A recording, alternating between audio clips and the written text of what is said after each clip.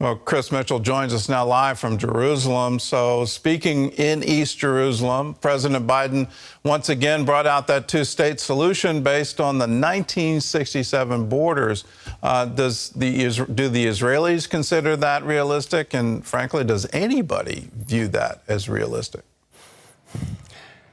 Well, I don't know about that, Gordon, but most Israelis do not believe in the two-state solution. There was a poll last year, about 40% support it.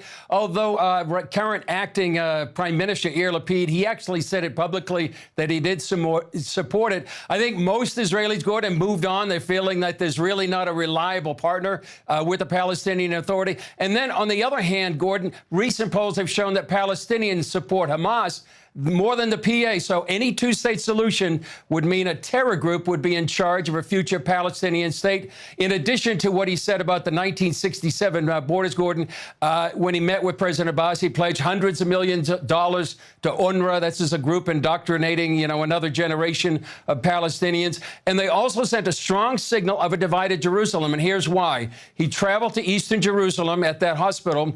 The entourage actually removed the Israeli flags off the presidential limousine. And then they stated they want to establish a separate consulate in Jerusalem here for the Palestinians. So the Biden administration is fully on board with a two-state solution, even if most Israelis are not.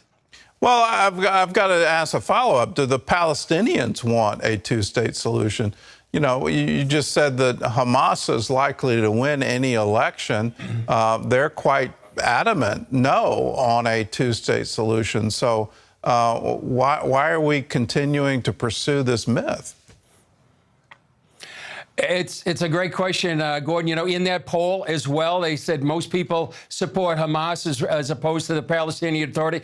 And actually, most Palestinians really don't want a two-state solution. So why would the Biden administration? I'll quote former U.S. Ambassador to Israel, David Friedman. And he said it in his book, Sledgehammer. You interviewed him a few months ago. And he said that the definition of insanity is doing the same thing over and over and expecting different results. He said in the State Department, it's called diplomacy. All right, well, let's move on to the other big threat in the region, and that's the Iranians. They now claim that they're technically capable of building a nuclear bomb. So how is Israel responding to the news? Well, just last night, Gordon, the IDF chief of staff, his name is Kohavi, he said that the IDF is preparing a military option against Iran's nuclear program. He says it's a moral obligation, a national security commandment.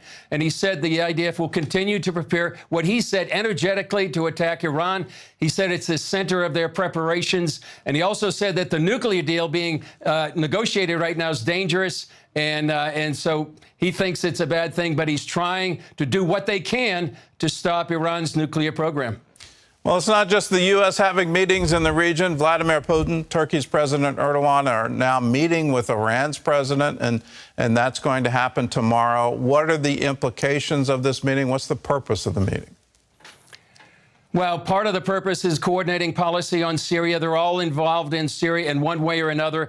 They're not all friends, but they are all sort of anti-American. They'll be applauding the weakness in the U.S. right now, and they're ready to fill any vacuum.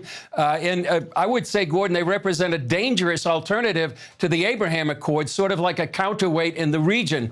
I talked earlier today to an Israeli analyst, and he said he's lamenting what's going on with the U.S. right now. The Biden administration right now in the region is considered very weak. Another sign of what's going on in the region is some of these Gulf countries that really were signatories of the Abraham Accords, what they're saying now. The UAE says it wants to build bridges with Iran. Egypt saying they don't want a regional alliance against Iran. So that's why Carolyn Glick in our story said we're entering into a dangerous time. You got a weak USA, a transitional government here in Israel, and Iran now a threshold nuclear power, which is why it's so important to be praying right now for Israel and for the entire region. Well, Chris, thanks for the insight. We'll certainly be praying for Israel, praying for the peace of Jerusalem, and please be in prayer. The weakness that we're expressing on the international stage is truly astounding. But there's also weakness in the government in Israel, and they're going to have to wait for new elections. So this is a dangerous time, very dangerous time.